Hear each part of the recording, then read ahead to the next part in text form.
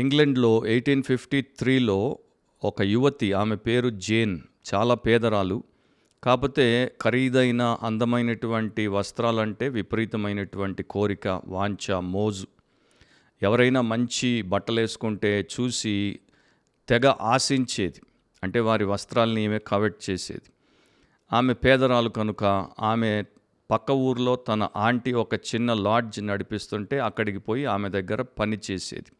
లాడ్జ్లో పనికత్తెగా పనిచేసేది. ఒక సమయంలో లండన్లో నుండి ఒక ధనికురాలు లాడ్జ్లో ఉండడానికి వచ్చింది. ఆమె చాలా అందమైన ఖరీదైన సిల్క్ గౌన్ వేసుకొని వచ్చింది. అయితే రెండవ రోజు ఆమెకి కొలెరా సోకి కొన్ని గంటల తర్వాత ఆమె అకస్మాత్తుగా చనిపోయింది. 19th and 20th centuries కాలరా అనేటువంటి వ్యాధి సోకితే అది మనిషి ప్రాణాన్ని తీసేది అండ్ విపరీతంగా ఇతరులకు కూడా సోకిపోయేది. సో ఆ ఊర్లో ఉన్నటువంటి డాక్టర్స్ వెంటనే దాన్ని పసిగట్టి, మన ఊర్లో ఇప్పటిదాకా ఇది రాలేదు, ఈమె మొదటి కేసు కనుక ఈమె సామాను, వస్త్రాలన్నీ కూడా కాల్చేయాలి, ఈమెను దూరంగా పాతిపెట్టాలి అని చెప్పేసి వారు ఆజ్ఞలు జారీ చేశారు. So lodge owner Jane aunty ఆ ప్రకారము కుటుంబీకులతో మాట్లాడి ఏర్పాట్లు చేయించింది. అయితే ఆమె వేసుకున్నటువంటి సిల్క్ గౌన్తో పాటు ఆమె వాడిన వస్తువులన్నీ చాలా దూరంగా ఒక ఇనుప కుంపటిలో వేసి కాల్చేయడానికి పనివారిని పురమాయించింది. అయితే జేన్ ఎట్టి పరిస్థితుల్లో ఆ యొక్క సిల్క్ గౌన్ని సంపాదించాలి అనే బలీయమైనటువంటి కోరికతో ఎవరికి తెలియకుండా అక్కడికి పోయి దాన్ని ఆ యొక్క కుంపటిలో నుండి తీసేసుకొని దాచిపెట్టుకుంది. నేను దొంగతనం చేశాను అని ఆమె అనుకోలేదు. ఎందుకంటే ఎట్లాగూ వారు దీన్ని కాల్చేయబోతున్నారు కనుక నేను తీసుకుంటే పర్వాలేదని దాచిపెట్టుకుంది. కొన్ని రోజుల తర్వాత తన ఇంటికి, తన ఊరికి అమ్మను చూడడానికి వెళ్ళినప్పుడు అది మూటలో కట్టుకొని వెళ్ళిపోయింది. ఆ ఇంటికి వచ్చిన తర్వాత ఆ లండన్ రిచ్ లేడీ యొక్క సిల్క్ గౌన్ని తీసుకుని వేసుకుని ముస్తాబు చేసుకుని సంతోషించింది. కానీ 3 రోజుల తర్వాత సడన్గా రోగగ్రస్తురాలైపోయింది. ఎందుకంటే జేన్కి కొలెరా సోకిందని డాక్టర్ పసిగట్టాడు, దూరంగా పెట్టాడు. ఆ తర్వాత రోజున జేన్ చనిపోయింది. ఒక యవనస్తురాలు విపరీతమైనటువంటి దురాశతో, కవెటస్నెస్తో, లోభత్వముతో తన సొంత ప్రాణాలను ఒక సిల్క్ వస్త్రం కొరకు కోల్పోవడం ఎంత విషాదకరమైనటువంటి విషయం. అయినా ఆ హెచ్చరిక ఉన్నప్పటికీ కూడా ఆమె మాత్రము దానిని విసర్జించక, దానిని కోరుకొని తన యొక్క ప్రాణాన్ని కోల్పోయింది. దేవుడి వాక్యంలో అందుకనే పరుని సొమ్మును ఆశించవద్దు అనేటువంటి ఆదేశాన్ని కరాఖండిగా దేవుడు ఎప్పుడో చెప్పాడు. అయినా మనుషులు దాన్ని చెవినబెట్టరు, దాన్ని గైకొనరు అండ్ వారి జీవితాల్లో వారు నిరంతరం బలైపోతూనే ఉంటారు. బిబ్లికలీ స్పీకింగ్, వాక్యానుసారంగా మాట్లాడితే అనే క్రిస్టియన్ పాడ్కాస్ట్కి మన ప్రభువు రక్షకుడైన యేసుక్రీస్తు అతి శ్రేష్టమైన నామమున మీలో ప్రతి ఒక్కరికి స్వాగతం అండ్ శుభాలు. ఈరోజు మన ఎపిసోడ్లో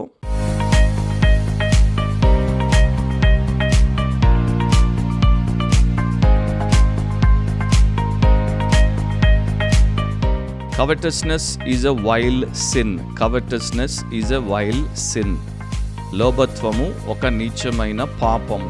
లోభత్వము నీచమైన పాపము. నిర్గమకాండము 20వ అధ్యాయం 17వ వచనం, ఎక్సోడస్ చాప్టర్ 20 verse 17. నీ పొరుగువాని ఇల్లు ఆశింపకూడదు, నీ పొరుగువాని భార్యనైనను, అతని దాసునైనను, అతని దాసినైనను, అతని ఎద్దునైనను, అతని గాడిదనైనను, నీ పొరుగువాని దగు దేనినైనను ఆశింపకూడదు అని చెప్పింది. మోషేకి దేవుడు ఇచ్చినటువంటి 10 ఆజ్ఞలలో ఇది చివరి ఆజ్ఞ, 10వ ఆజ్ఞ. ఆయన యొక్క ప్రజలు ఇశ్రాయేలీయులు ఏ ప్రకారము ఆయన ఎదుట జీవించాలో, వేటిని కోరుకోవాలో, వేటిని కోరుకోకూడదో, వేటిని కలిగి ఉండాలో, వేటిని కలిగి ఉండకూడదో వాటి గురించి దేవుడు చాలా స్పష్టంగా ఆదేశించాడు. సో ఇక్కడ కేజేవి ప్రకారము thou shalt not covet, నీవు నీ పొరుగు వానిది ఏది కూడా ఆశించకూడదు అని దేవుడు ఆజ్ఞాపించాడు.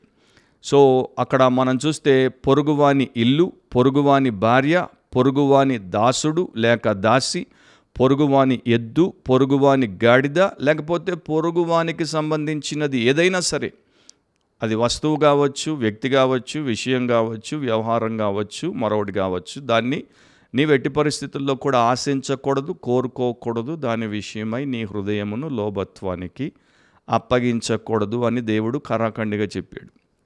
అక్కడ వాడబడినటువంటి హీబ్రూ పదము ఒక క్రియాపదము, అంటే ఒక వర్బ్ అన్నమాట. దాని అర్థం ఏంటంటే ఆ విషయమందు లేకపోతే దాని యందు ఆనందించడము, కోరుకోవడము, దానిని కామించడము, ఆశించడము, లేకపోతే విపరీతమైనటువంటి కోరికను కలిగి ఉండడము. ఇక్కడ ఈ నిర్గమాకాండంలో రాయబడినటువంటి ఆ పదము నిషేధించబడిన దాన్ని, మనది కాని దాన్ని విపరీతమైనటువంటి స్థాయిలో తీవ్రతతో కోరుకోవడం లేకపోతే ఆశించడం. ఇంకో రకంగా చెప్పాలంటే అదుపు లేని, నియంత్రించలేనటువంటి స్వార్థపూరితమైనటువంటి కోరిక లేకపోతే దురాశను కలిగి ఉండడం అని దాని యొక్క అర్థం. న్యూ టెస్టిమెంట్లో కూడా ఈ కవటస్నెస్కి, లోభత్వానికి సంబంధించినటువంటి గ్రీకు పదము ఏదైతే వాడబడిందో దాని యొక్క అక్షరాల వచ్చేటువంటి అర్థం ఏంటంటే ఎక్కువ పొందాలనే అదుపు లేని కోరిక. సో ఎప్పుడైతే అట్లాంటి కోరిక ఉంటుందో అది మనల్ని తప్పకుండా పాపము చేయడానికి, తప్పు చేయడానికి, నేరము, దోషము, ఘోరము చేయడానికి ప్రేరేపిస్తుంది. సో ఈ కోరిక తర్వాత క్రియగా మారిపోతుంది, మన జీవితం దారుణంగా నశించిపోయేటువంటి అవకాశం ఉంది. సో లోభత్వం, లోభం, దురాశ, ఆశించుట, కోరుకొనుట, వాంఛించుట అనేటువంటి పదాలు మనకు తెలుసు. సో లోభం అంటే ఇతరులకు చెందిన దానిని ఆశించడం, దానికోసం పరితపించడం, దానిని పొందాలనేటువంటి తృష్ణను కలిగి ఉండడం. ఇంకో రకంగా చెప్పాలంటే మనది కాని దానిపై మనము మనసు పెట్టినప్పుడల్లా లోభము అనేదాన్ని మనము కలిగి ఉన్నాం. జాన్ మ్యాకే అనేటువంటి వ్యక్తి లోభాన్ని గురించి ఇట్లా నిర్వచనం చెప్పాడు: ఇతరులకు చెందిన దానిని తప్పుడు మార్గంలో సొంతము చేసుకోవాలనే తీవ్రమైన కోరిక. సో ఇది కేవలం మన దగ్గర లేని దానిని కోరుకోవడం కాదు, ఇది ఇతరుల దగ్గర ఉన్న దానిని కోరుకోవడం. లోభానికి కోరికతో సంబంధం ఉంది కనుక దీన్ని సిన్ ఆఫ్ డిజైర్, అంటే కోరికకు, వాంఛకు సంబంధించిన పాపం అని అభివర్ణించారు భక్తులు. ఒక ప్యూరిటన్ ప్రపంచాన్ని పొందాలనే తీరని కోరిక అన్నాడు కవెటస్నెస్ని. నా ప్రపంచం అంటే దేవుడి నుండి మాత్రమే లభించే ఆత్మీయ విషయాలకు భిన్నంగా ఈ ప్రపంచం అందించే ఏ వస్తువులైనా అని ఆయన దాని యొక్క ఉద్దేశాన్ని చెప్పారు. అండ్ ఇంకొక వ్యాఖ్యాత, బైబిల్ కామెంటేటర్ ఈ మధ్య ఒక దానికోసం ఉండే మితిమీరిన, నియంత్రించలేని, స్వార్థపూరితమైనటువంటి కోరికతో జీవించడం అని చెప్పాడు. ప్లాటో ఫిలాసఫర్ అయినటువంటి ఆయన దీని గురించి చెప్పాల్సి వచ్చినప్పుడు ఇట్లా చెప్పాడు: మానవుని కోరిక ఒక జల్లెడ లేదా చిల్లులు పడిన పాత్ర లాంటిది. దానిని నింపడానికి అతడు ఎల్లప్పుడూ ప్రయత్నిస్తాడు, కానీ ఎప్పటికీ నింపలేడు. అంటే ఈ యొక్క లోభత్వం అనేది కలిగే బ్రతుకుతాడు, కానీ ఎప్పటికీ దాన్ని తీర్చుకోలేడు. అది తీర్చబడలేనటువంటిది, తృప్తి చెందనటువంటిది. కవటస్నెస్ అనేది అనేక రకాలుగా, అనేక రూపాల్లో మన జీవితాల్లో అది బయటపడుతూనే ఉంటుంది. సో ఫర్ ఎగ్జాంపుల్, మనము మన పొరుగువాని సంపదను ఆశించవచ్చు, పొరుగువాని సొమ్మును ఆశించవచ్చు, పొరుగువాని ఇంటిని ఆశించవచ్చు, పొరుగువాని భార్యను లేక భర్తను ఆశించవచ్చు, పొరుగువాని బిడ్డలను ఆశించవచ్చు, పొరుగువాని వెహికల్స్ని ఆశించవచ్చు, పొరుగువాని ఉద్యోగము లేక వ్యాపారము ఆశించవచ్చు, పొరుగువాని యొక్క పేరు ప్రతిష్టల్ని ఆశించవచ్చు, పొరుగువానికి ఉన్నటువంటి పనివారిని ఆశించవచ్చు, పొరుగువారు వేసుకునేటువంటి వస్త్రాలని ఆశించవచ్చు, పొరుగువారు వాడేటువంటి పరికరాలను, గ్యాడ్జెట్స్ని ఆశించవచ్చు. అట్లా అంతం లేకుండా పొరుగువారిది ఆశిస్తూనే ఉండొచ్చు. దాంతోపాటు పొరుగువారికి ఉన్నటువంటి ఎబిలిటీస్, పొరుగువారికి ఉన్నటువంటి టాలెంట్స్, పొరుగువారికి ఉన్నటువంటి గిఫ్ట్లను మనము ఆశించవచ్చు. పొరుగువారు ఒకవేళ మంచి సామాజిక పలుకుబడి కలిగి ఉంటే, అందమైన వారైతే వాటిని ఆశించేటువంటి ఆ యొక్క దుష్ట లక్షణం మనలో ఉండొచ్చు. లేకపోతే పొరుగువారికి ఉన్నటువంటి స్నేహాలు, పొరుగువారికి ఉన్నటువంటి బంధాలు, పొరుగువారికి ఉన్నటువంటి ఇతర విషయాలను ఆశించవచ్చు. మనిషి ఆశించడానికి, అంటే కవెట్ చేయడానికి, దురాశపరుడిగా మారడానికి లోకంలో నిత్యము అనేకము అందుబాటులో ఉన్నాయి. అండ్ ఈ రోజుల్లో అయితే మనకి ఇంటర్నెట్ వచ్చిన తర్వాత, టెలివిజన్ వచ్చిన తర్వాత, సోషల్ మీడియా పెరిగిన తర్వాత విపరీతముగా నేను పాపులర్ అయిపోవాలి, నేను ఫేమ్ని గడించాలి, అంటే నేను ప్రఖ్యాతి చెందాలి, నేను ప్రసిద్ధి చెందాలి, నేను ఖ్యాతిని గడించాలి, నేను అందరి కళ్ళలో పడాలి అనేటువంటి ఒక విపరీతమైనటువంటి దురాశ, లేకపోతే ఎక్స్ట్రీమ్ కవటస్నెస్ అనేది బయట సమాజంలో అండ్ క్రైస్తవ సంఘంలో కూడా మనకి కనబడుతోంది. అందుకోసమే మనుషులు విపరీతంగా వారికి జ్ఞానం ఉన్నా లేకపోయినా, వారు చెప్పేది చూపేది ఇతరులకు ఉపయోగపడినా నాశనం చేసిన దాంతో వారికి పని లేకుండా మేము అందరి కంటబడాలి, మనుషులకు కనబడాలి అనేటువంటి విపరీతమైన వాంఛతో, దురుద్దేశంతో రీల్స్, వీడియోస్, షార్ట్స్, నానా రకాల రభస చేసి యూట్యూబ్ని, ఇన్స్టాగ్రామ్ని, టిక్టాక్ని, టెలిగ్రామ్ని, వాట్సాప్ని, ఇంకా ఎన్నున్నాయో అన్ని ప్లాట్ఫామ్స్ని నింపేస్తున్నారు. ఒకరిని చూసి ఇంకొకరు పోటీపడి మరీ చేస్తున్నారు. అండ్ నానా రకాలైనటువంటి నాసి రకపు పనులు చేసి వారి యొక్క అవివేకం ఏంటి, వారిలో ఉన్నటువంటి నీచ ప్రవృత్తి ఏంటి, ప్రపంచం ముందు 24 గంటలు ఎవరైనా ఎక్కడి నుండైనా చూసేందుకు పెట్టేస్తున్నారు. సో 2 విషయాలు, ఒక క్రైస్తవ విశ్వాసిగా దేవుడికి భయపడి లోబడి బ్రతకాలనుకునేటువంటి పరిశుద్ధమైనటువంటి క్రైస్తవ భక్తుడిగా, భక్తురాలిగా, ముఖ్యంగా యేసుప్రభు యొక్క శిష్యునిగా, శిష్యురాలిగా మనము గమనించాలి, మనము వాటిని చెయ్యాలి. అండ్ మొదటిది ఏంటంటే కవటస్నెస్ ఈజ్ పనిష్డ్ సివియర్లీ. దేవుడు దాన్ని నిషేధించాడు, దేవుడు దాన్ని పాపం అన్నాడు, దేవుడు దాన్ని ఆజ్ఞ అతిక్రమం అన్నాడు. కనుక దేవుడు దాన్ని ఊరికే విడిచిపెట్టాడు. తప్పకుండా ఎవరైతే లోభత్వముతో బ్రతుకుతారో వారిని తీర్పు తీర్చి వారి యొక్క శిక్షను వారికి ఆయన న్యాయముగా విధిస్తాడు. సో దేవుడి వాక్యంలో ఏం చెప్పబడుతోంది? అనేక విషయాలు చెప్పబడినప్పటికీ ఒక 4 క్లుప్తంగా మనం చూద్దాం. మొదటిది, ఈ కవటస్నెస్ని అంటే లోభత్వాన్ని లేకపోతే లోభిని దేవుడు అసహించుకుంటాడు. ఆ వ్యక్తి దేవుడి దృష్టిలో హేయమైనటువంటి వాడు. కీర్తన 10:3 దుష్టులు తమ మనోభిలాషను బట్టి అతిశయపడుదురు, లోబులు యెహోవాను తిరస్కరింతురు. సో లోబికున్నటువంటి ఒక గుణం ఏంటంటే యెహోవాను వారు తిరస్కరిస్తారు, దేవుణ్ణి వారు తిరస్కరిస్తారు, దేవుణ్ణి వారు కాదంటారు. వారు దేవుని యందు ఆనందించరు, వారు దేవుడు వారికి ఇచ్చినటువంటి అంశములలో ఆత్మతృప్తిని కలిగి ఉండడానికి ఇష్టపడరు. వారు దేవునికి వ్యతిరేకంగా దేవుడు నిషేధించినటువంటి వాటిని కోరుకోవడంలో, వాటి యందు ఆనందించడంలో, వాటిని ఆశించడంలోనే అధఃపాతాళానికి పోతారు. కనుక వారు దేవుడిని తిరస్కరిస్తున్నారు. ఆయన్ని గణపరిచే వారిని ఆయన గణపరుస్తాడు, ఆయనకి లోబడే వారిని ఆయన దీవించి పైకి హెచ్చిస్తాడు. ఆయన్ని కోరుకునేటువంటి వారికి ఏది తక్కువ కాకుండా వారిని తృప్తిపరిచే దేవుడు మన దేవుడు. కానీ ఎప్పుడైతే ఒక లోబి ఆయన్ని తిరస్కరిస్తాడో ఆయన కూడా ఆ లోబిని తిరస్కరిస్తాడు. ఎందుకంటే ఆయన దృష్టిలో అది నీచమైనటువంటి పాపము గనుక ఆ నీచుడిని కూడా దేవుడు తిరస్కరిస్తాడు, అసహించుకుంటాడు. రెండవది, దాన్ని దేవుడు ఖండించాడు, అంటే అది దేవుని చేత ఖండించబడినటువంటి విషయం, ఎన్నటికి కూడా అది ఆమోదించబడదు. హబక్కూకు 2:9 తనకు అపాయము రాకుండానట్లు తన నివాసమును బలపరుచుకొని తన ఇంటివారి కొరకై అన్యాయముగా లాభము సంపాదించుకొని వానికి శ్రమ అని వాక్యం చెప్తోంది. సో తన ఇంటి వారి కొరకై అన్యాయముగా లాభము సంపాదించుకొని వానికి శ్రమ, తనది కానిది మరొకరిది ఆశించడము, ఏదో రకంగా కుటిలముగానో క్రూరముగానో మరో రకంగానో దాన్ని వారి దగ్గర నుండి తీసేసుకోవడం, పొందుకోవడం, లాక్కోవడం అనేది వానికి, ఆ చేసినటువంటి వ్యక్తికి మేలు కలిగించదు, తప్పకుండా వాడికి కీడును తెచ్చిపెడుతుంది. వాడు సుఖంగా సంతోషించలేడు, వానికి విపరీతమైనటువంటి శ్రమలు తెచ్చిపెడుతుంది. ఎందుకంటే దేవుడు దాన్ని దీవించలేదు, దేవుడు దాని మీద తన యొక్క అయిష్టాన్ని పెట్టాడు, దాన్ని ఆయన ఖండించాడు.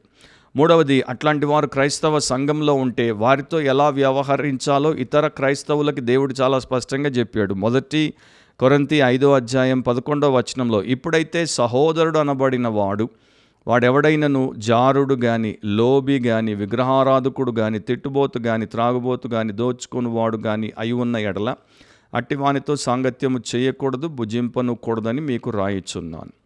సో సహోదరుడు అనబడినటువంటి వాడు, క్రైస్తవుడు అనబడిన వాడు, సంఘస్థురాలు అనబడినటువంటి వ్యక్తి ఒకవేళ లోబి అయితే వారితో క్రైస్తవ సంఘము సహవాసము చేయకూడదు, వారితో కూర్చొని భుజింపను కూడదు, సంతోషించకూడదు. వారు మారు మనసు పొంది తమ పాపం గుర్తించి విడిచిపెట్టే వరకు వారిని అట్లా దేవుడు దూరంగా పెట్టమన్నాడు కనుక పెట్టాల్సిందే. తర్వాత విషయం ఏంటి? అట్లా ఉన్నటువంటి వారు పరలోక రాజ్యానికి వారసులు కారు. 1 కొరింథీ 6:10 దొంగలైనను, లోబులైనను, త్రాగుబోతులైనను, దూషకులైనను, దోచుకొను వారైనను దేవుని రాజ్యమునకు వారసులు కానేరరు. సేమ్ థింగ్ మరలా అపోస్తలుడైన పౌలు ఎఫెసీ పత్రిక 5:5 రాశాడు, వ్యభిచారి అయినను, అపవిత్రుడైనను, విగ్రహారాధికుడై ఉన్న లోబి అయినను క్రీస్తు యొక్కయు దేవుని యొక్కయు రాజ్యమునకు హక్కుదారుడు కాడను సంగతి మీకు నిశ్చయముగా తెలియను. సో సంఘస్థులకి, క్రైస్తవులకి నిశ్చయముగా ఈ విషయము తెలిసిన తర్వాత ఎలా వారు ధనాపేక్ష లేకపోతే ఇతరులకి సంబంధించినటువంటి దానిని ఆశించి లోబిగా మారి విగ్రహారాధన చేసేటువంటి దిగజారుడు స్థాయికి దిగిపోయి దేవునికి వ్యతిరేకంగా, ఆయన రాజ్యానికి వ్యతిరేకంగా దూరమైపోతారు. చరిత్రను మనం తీసుకుంటే చరిత్ర నిండా అనేక రకాలైనటువంటి ఉదాహరణలు మనకి కనబడతాయి. అవ్వ దేవుడి చేత నిషేధింపబడినటువంటి ఫలాన్ని తీసుకొని తిని ఆమె లోబురాలు లేకపోతే లోబి అనేటువంటి విషయాన్ని బయటపెట్టింది. అప్పటి నుండి దేవుడికి మనిషికి ఉన్నటువంటి సంబంధాన్ని పూర్తిగా నాశనము చేసింది. బిలాము అవినీతితో కూడుకున్నటువంటి భత్యము కొరకు బలి అయిపోయినప్పుడు అతడు అవమానం పాలవ్వడమే కాదు, ప్రవక్తగా ఎంచబడినటువంటి వానికి చివరికి ఒక గాడిద బుద్ధి చెప్పాల్సినటువంటి పరిస్థితి తెచ్చుకున్నాడు. ఆకాను దేవుడి చేత నిషేధింపబడినటువంటి శత్రువు సొమ్ము, వెండి, బంగారము, వస్త్రము, దాన్ని కోరుకున్నాడు, ఆశించి తీసుకున్నాడు, దాచిపెట్టాడు, చివరికి దొరికిపోయాడు. అతని కుటుంబము మరి మరణించాల్సినటువంటి శిక్షకు అప్పగించబడ్డారు. నాకు జ్ఞాపకం వస్తుంది, స్పానిష్ అడ్వెంచరర్ కార్టేజ్ ఆయన మరొకడికి, మాంటెజూమా అనేటువంటి వ్యక్తికి ఒక మెసేజ్ పంపించినప్పుడు ఇట్లా రాశాడు, send us gold for we Spaniards have a disease which can only be cured by gold. మాకు బంగారాన్ని పంపించండి, స్పానియర్డ్లమైనటువంటి మాకున్నటువంటి ఒక రోగాన్ని బంగారం మాత్రమే స్వస్థపరచగలదు. బంగారం ఏ రోగాన్ని స్వస్థపరచదు. బంగారం పట్ల ఆశ కలిగి ఉండుట, అత్యధికమైనటువంటి అపేక్ష కలిగి ఉండుటయే మనిషికి పట్టిన పెద్ద రోగం. దావీదు మరి పొరుగువాని భార్యను ఆశించాడు, ఆమెను పిలిపించి పాపము చేశాడు కనుక అతడు జీవితకాలమే కాదు తర్వాత ఇప్పటి వరకు కూడా అవమానాన్ని భరిస్తూనే ఉన్నాడు. దావీదు యొక్క కుమారుడైనటువంటి అబ్షాలోము దావీదు యొక్క సింహాసనాన్ని ఆశించాడు, అందుకనే తన సమయం కన్నా ముందే అతడు చంపబడాల్సినటువంటి పరిస్థితి తెచ్చుకున్నాడు. ఆహాబు, యెజబేలు నాబోతు యొక్క తోటను ఆశించి లాక్కున్నారు. తర్వాత వారిద్దరు కూడా భయంకరమైనటువంటి చావాల్సి వచ్చింది. ఇస్కరియోతు యూదా 30 వెండి నాణేలకు యేసుక్రీస్తు ప్రభువును అమ్ముకోవడానికి కారణం ఏంటంటే లోభత్వమే. కానీ తర్వాత కృంగుబాటుకు గురయ్యాడు, పోయి తన స్వంత ప్రాణం తీసుకొని ఆత్మహత్య చేసుకున్నటువంటి ఒక వ్యక్తిగా చరిత్రలో మిగిలిపోయాడు. దేమా ఇహలోకాన్ని ఆశించి నన్ను విడిచి వెళ్ళిపోయాను అని పౌలు చెప్పాడు. చరిత్రలో మనకి నీరో కావచ్చు, ఫరో కావచ్చు, లేకపోతే నెపోలియన్ కావచ్చు, హిట్లర్ కావచ్చు, ఇట్లాగే పొరుంది ఆశించి దానికోసం ప్రాకులాడి వారి జీవితాలను పతనం చేసుకున్నారు. నిర్గమకాండంలో వాడబడినటువంటి పదమే సామెత 21:26 వాడబడింది. తెలుగులో అనువాదం కొంత మరి పర్ఫెక్ట్గా మనకు కనిపించదు. దినమెల్లా ఆశలు పుట్టుచుండును. ఇంగ్లీష్ బైబిల్లో all day long the wicked కవెట్స్.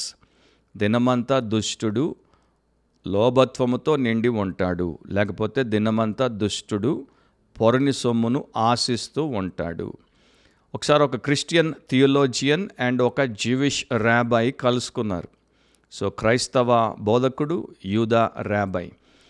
ఆ యూదా రాబై క్రైస్తవ బోధకుడితో అన్నాడు, మన ఇద్దరి మతాల్లో ఉన్నటువంటి ఒక వ్యత్యాసం ఏంటి అంటే, మీకేమో కోరుకోవడము, దాని గురించి మనసులో ఆలోచించడము పాపం, మాకేమో ఆ క్రియను చేసినప్పుడు అది పాపం అని ఆయన చెప్పాడు.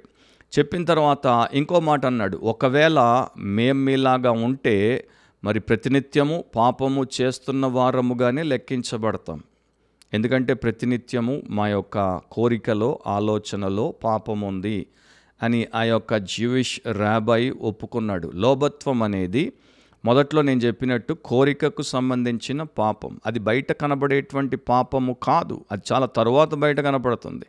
అది లోపల ఉన్నటువంటి ఆంతరంగిక పాపం. ఒకడు పరమ లోబిగా ఉండొచ్చు, కానీ పైకి పరమ పరిశుద్ధుడిగా కనబడుతూ ఉండొచ్చు. చాలా దీనుడిగా, లేకపోతే చాలా నిస్వార్థపరుడిగా, లేకపోతే మరి చాలా ఉదారవాదిగా, అందరికీ ఇచ్చేసే వ్యక్తిగా మనకు కనపడవచ్చు. కానీ అతడు హృదయాంతరంగముల్లో ఏమి కోరుకుంటున్నాడో, ఏమి ఆశిస్తున్నాడో దేవుడికి మాత్రమే తెలుసు, అతనికి తెలుసు. అందుకనే ఈ యొక్క పాపం అనేది నిరంతరము జరిగేటువంటి పాపం. 24/7 మనం ఏదైనా పాపము చేయగలము అంటే అది కవటస్నెస్, లోభత్వము. కనుక మనం చాలా జాగ్రత్తగా ఉండాలి. మరొక రిఫార్మర్ ఏమన్నాడు, ఈ చివరి ఆజ్ఞ, 10వ ఆజ్ఞ లోకంలో ఉన్నటువంటి రోగ్స్కి, అంటే ఘోరమైనటువంటి నీచులకి ఇవ్వబడినటువంటి ఆజ్ఞ కాదు. ఇది దేవుని ఎదుట నిజాయితీ పరులుగా, నీతిమంతులుగా, గుణమున్నటువంటి వారికి ఇవ్వబడినటువంటి ఆజ్ఞ. అంటే దేవుని ప్రజలకు ఇవ్వబడినటువంటి ఆజ్ఞ. అండ్ ఈ ఆజ్ఞ మనకేం సూచిస్తుందంటే, మనకు నిరంతరము పాపము చేసే అవకాశం ఉంది కనుక, మన హృదయంలో మనం తప్పిపోయేటువంటి వారముగా ఉన్నాము కనుక, మనం నిరంతరం దేవుడి మీద ఆధారపడితేనే తప్ప మనకి ఈ విషయంలో విమోచన లభించదు. రెండో విషయం ఏంటంటే, covetousness must be purged sincerely. Covetousness must be purged sincerely. లోభత్వం అనే దాన్ని మనము యథార్థమైనటువంటి హృదయంతో శుద్ధి చేసుకోవాలి. లోభత్వము లేకపోతే పరుని సొమ్మును ఆశించుట, లేకపోతే దురాశ అనేది ఒక సూక్ష్మమైన పాపం. వెంటనే బయట పడదు, కనబడదు, కుటిలమైనది, మనలో ఉన్నా కూడా మనకు ఉన్నట్టు తెలియకుండా ఉంటుంది. మన సొంత జీవితాల్లో దాన్ని అంత సులభంగా గుర్తించుట, మనం యథార్థ పరులముగా దేవుని ఎదుట ఆయన వాక్యపు వెలుగులో ఉండకపోతే మనకి చాతనయ్యే విషయముగా ఉండదు. ఎందుకంటే అది దుర్గుణమైనప్పటికీ పైన సద్గుణము అనేటువంటి వస్త్రాన్ని కప్పుకొని బతికేస్తుంది. అపోస్తలుడైన పౌలు తెస్సలోనిక సంఘానికి రాసినప్పుడు ఏమి రాశాడో గమనించండి. 1 తెస్సలోనిక 2:5 మీరు ఎరిగి ఉన్నట్టు మేము ఇచ్చకపు మాటలనైనను ధనాపేక్షను, అంటే కవటస్నెస్, పరుని సొమ్మును ఆశించుట, దురాశను కలిగి ఉండుట. సో ధనాపేక్షను కప్పిపెట్టు వేశ్యమునైనను ఎన్నడూను వినియోగింపలేదు, ఎందుకు దేవుడే సాక్షి. సో ధనాపేక్ష అనేది ఒక వేషము. దాన్ని కప్పిపెట్టుటకు మనిషి వేషం వేసుకోవచ్చు, అది చాలా సులభము అని అపోస్తలుడైనటువంటి పౌలు చెప్తున్నాడు. అండి మేము అట్లా చేయలేదు అని చెప్తున్నాడు. అండ్ ఈ రోజున మన ఎదుట ఉన్నటువంటి క్రైస్తవ లోకంలో ప్రపంచవ్యాప్తంగా ఎంతోమంది ఇట్లా దేవుడి పేరున సేవ చేసేటువంటి సేవకులు, వారు ఏ రకమైనటువంటి సేవకులు అయినా సరే, ఎప్పుడైతే ఇతరుల దగ్గర నుండి వారి సొమ్మును ఆశించి అడిగి అనేక రకాలుగా అడగడం వారికి తెలుసు, దాంట్లో వారు నిపుణులు, దిట్టలు, వారికి మించిన వారు మరొకరు కనబడరు. సో వారు ధనాపేక్ష అనేటువంటి వారిలో ఉన్నటువంటి లోభత్వాన్ని చాలా గొప్పగా దైవికతతో కప్పే వేషం వేసుకొని లాగేస్తారు. కానీ దేవుడు వారికి సాక్షి, దేవుడు దాన్ని చూస్తున్నాడు. దేవుడు ఒక రోజున దాని విషయము ఏమి చేయాలో చేస్తాడు. మనుషులు మోసపోవచ్చు, కానీ దేవుడిని ఎవడు మోసగించలేడు. పౌలు రోమీలకు రాసినప్పుడు 7:7 2వ భాగంలో అంటాడు, ఆశింపవద్దని ధర్మశాస్త్రము చెప్పని ఎడల దురాశయన ఎట్టిదో నాకు తెలియకపోవును. సో దేవుడి వాక్యంలో చెప్పబడింది కనుక వాక్యాన్ని ఎదుట పెట్టుకొని మనం బ్రతికితే మనలో దురాశ ఉందో లేదో, లోభత్వం ఉందో లేదో ఇట్టే తెలిసిపోతుంది. దానికి 2 నిమిషాల టైం చాలు. సో యథార్థంగా మనము దీని విషయమై ప్రవర్తించుట చాలా అవసరం. సో మొదటిది మన హృదయమును శుద్ధి చేసుకోవడం. మార్కు సువార్త 7వ అధ్యాయం 22వ వచనంలో నరహత్యలను, వ్యభిచారములను, లోభములను, చెడుతనములను, కృత్రిమమును, కామవికారమును, మత్సరమును, దేవదూషణయు, అహంభావమును, అవివేకమును వచ్చును. ఎక్కడి నుండి వచ్చును? మనిషి యొక్క హృదయం నుండి వస్తున్నాయి. మనిషి యొక్క హృదయము పాపపు నిలయం. చూచుట చేత కన్ను తృప్తి చెందకున్నది. కళ్ళు చూస్తూనే ఉంటాయి, హృదయం కోరుకుంటూనే ఉంటుంది, లోభత్వము ఉత్పత్తి అవుతూనే ఉంటుంది. సో హృదయాన్ని శుద్ధి చేసుకోవాలి. కళ్ళ ముందు దేవుడు నిషేధించినవి పెట్టుకోకూడదు.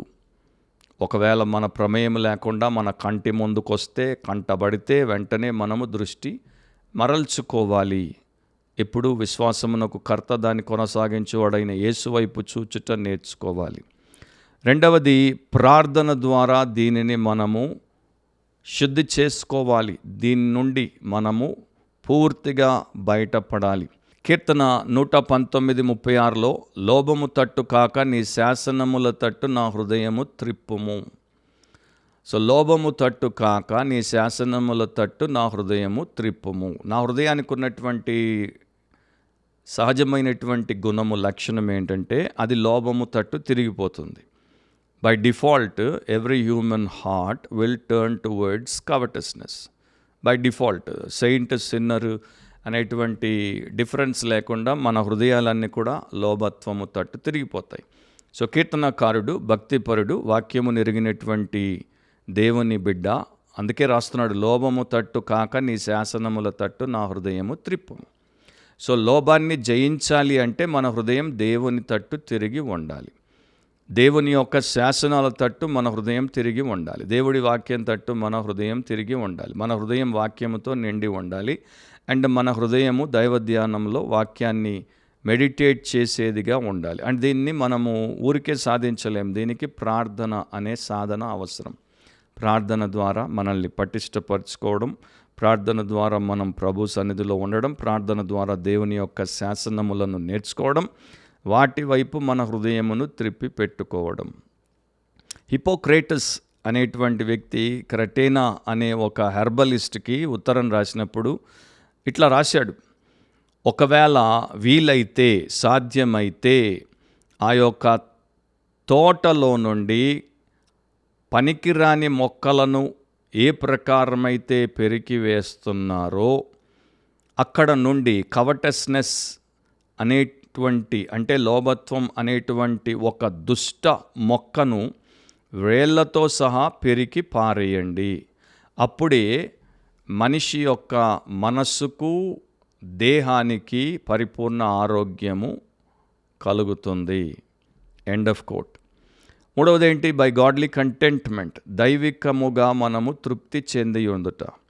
1 తిమోతి 6:6లో సంతుష్టి సహితమైన దైవభక్తి గొప్ప లాభ సాధనమై ఉన్నది అని అపోస్తలుడైన పౌలు రాశాడు. సంతుష్టి సహితమైన దైవభక్తి గొప్ప లాభ సాధనమై ఉన్నది. మనం ఏ స్థితిలో ఉన్నా క్రీస్తులో ఉంటే, క్రీస్తు మనకిచ్చినటువంటి ఈవులను బట్టి మనము మన జీవితంలో ఆయన యందు ఆనందించి తృప్తి చెందితే, మరొక విషయాన్ని, మరొకరి సొమ్మును మనము ఆశించక కోరుకోకుండా ఉంటే, మనకు దేవుడు అవి పొందినా కలుగునటువంటి తృప్తిని అవి లేకుండానే క్రీస్తునందు ఇస్తాడు. దైవభక్తి అంత గొప్ప కార్యమును చేస్తుంది. ఈ రోజుల్లో ప్రజల్లో అండ్ పరిచారకుల్లో దైవభక్తి లేకపోవడమే ఈ యొక్క దురాశయనకు వారు బానిసలైపోయి బలైపోయేటట్టు చేస్తుంది.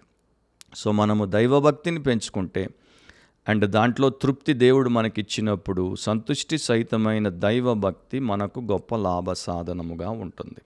ఫ్రెడ్ యాలన్ ఇట్లా అన్నారు, నా శవపేటికలో పట్టని వస్తువును నేను సొంతము చేసుకోవాలనుకోవట లేదు. నేను చచ్చిపోయినప్పుడు నా శవపేటికలో పట్టని వస్తువు ఏది కూడా నాకు వద్దు, నేను దాన్ని కోరుకోవట్లేదు.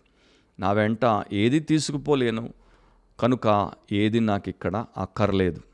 అట్లా నేను స్వేచ్ఛతో బ్రతుకుతాను అని ఆయన చెప్పాడు. మనకు తెలుసు, అలెగ్జాండర్ ద గ్రేట్ చనిపోయే ముందు తన వారికి, పరివారానికి చెప్పాడు, నేను చనిపోయిన తర్వాత నన్ను మీరు సమాధి చేసినప్పుడు నా 2 చేతులు సమాధి బయట అలా పెట్టండి. ఎందుకంటే అలెగ్జాండర్ మహాచక్రవర్తి ప్రపంచమంతటినీ జయించాడు, కానీ చనిపోయినప్పుడు ఏమీ తీసుకోకుండానే వెళ్ళిపోయాడు అనే సందేశము లోకానికి మనం ఇవ్వాలి. అదే ప్రకారము మరొక ప్రముఖ మహారాజు సలాదిన్ కూడా ఏషియాని, ఈజిప్ట్ని, ఇంకా అనేక ప్రాంతాలను పూర్తిగా జయించినటువంటి వ్యక్తి కూడా ఆయన తన యొక్క సైన్యానికి ఎప్పుడు ఒక సందేశం ఇచ్చేవాడు. ఆయన దగ్గర ఉన్నటువంటి ఆయన సైనికులు ఒక పొడవాటి బల్లెమును, దాని మీద తెల్లటి జెండాను పెట్టుకొని ఆయన ఇచ్చినటువంటి సందేశాన్ని అందరికీ ఇస్తూ తిరిగేవారు. ఆ సందేశం ఏంటి? ఈ మహారాజు అయినటువంటి సలాదిన్ తాను చనిపోయినప్పుడు తన యొక్క శవానికి వస్త్రముగా ఉపయోగపడేటువంటి ఈ నార జెండాను తప్ప మరి దేనిని తీసుకొని పోడు, ఏమీ ఆయనతో పోదు అని చెప్పి ముందుగానే నాతో పోయేది ఏంటో మీరందరూ చూడండి, ఆ ప్రకారం ఉండండి అని నేర్పించడానికి సలాదిన్ అట్లాంటి ఒక సందేశాన్ని పంపేవాడు. సో నా ప్రియ సహోదరి సహోదరులారా, మనము లోబులమా? అయితే పాపులము. నీచమైనటువంటి పాపం అది. దాంట్లో నుండి మనల్ని మనం బయట వేసుకోలేం. అందుకే మనకి యేసుక్రీస్తు అవసరం. ప్రతి లోబిని, ప్రతి పాపిని వెతికి రక్షించుటకే 2000 సంవత్సరాల క్రితం యేసుక్రీస్తు లోకములో పాపము లేకుండా జన్మించాడు అండ్ నిస్వార్థముగా జీవించాడు. మనందరి పాపములను ఆయన శిలువ మీద మోసాడు. వాటి శిక్షను ఆయన అనుభవించాడు. దేవుని యొక్క ఉగ్రత మన మీదకి వచ్చుటకు బదులు ఆయన మీదకి వస్తే దాన్ని ఆయన తీసుకున్నాడు. మన కొరకు, మన యొక్క విమోచన కొరకు పవిత్ర రక్తాన్ని చిందించాడు, ప్రాణం అర్పించాడు, చనిపోయాడు, సమాధి చేయబడ్డాడు, 3వ దినమున ముందు చెప్పినట్టే తిరిగి లేచాడు. అండ్ ఆ ప్రభు మనల్ని పిలుస్తున్నాడు. నీ పాపం ఏదైనా, మరి ముఖ్యంగా ప్రతి మనిషి లోబి, ప్రతి మనిషిలో ఈ పాపం ఉంది.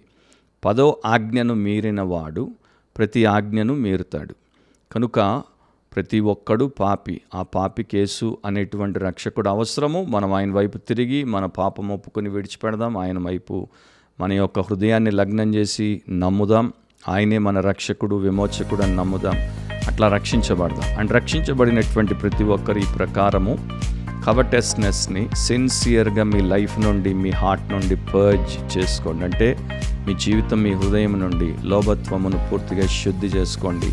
ఏ ప్రకారము వాక్యంలో దేవుడు మనకి చెప్పాడు ఆ ప్రకారం చేసుకుంటే మనము స్వేచ్ఛగా, నిస్వార్థంగా దైవభక్తిని, సంతృప్తి కలిగినటువంటి దైవభక్తిని కలిగి దేవుని యందు వర్ధిల్లగలం. అలాంటి కృప దేవుడు మీకు, మీ కుటుంబానికి, మీ సంఘానికి అనుగ్రహించునుగాక. మరొకసారి దేవుడు మనల్ని బిబ్లికలీ స్పీకింగ్, వాక్యానుసారంగా మాట్లాడితే అనే క్రిస్టియన్ పాడ్కాస్ట్లో కలిపేంత వరకు గుర్తుపెట్టుకుందాం. వాక్యానుసారంగా ఆలోచిద్దాం, వాక్యానుసారంగా కోరుకుందాం, వాక్యానుసారంగా మాట్లాడదాం, వాక్యానుసారంగా ప్రవర్తిద్దాం, వాక్యానుసారంగా జీవిద్దాం. God bless you all. See you soon. Amen.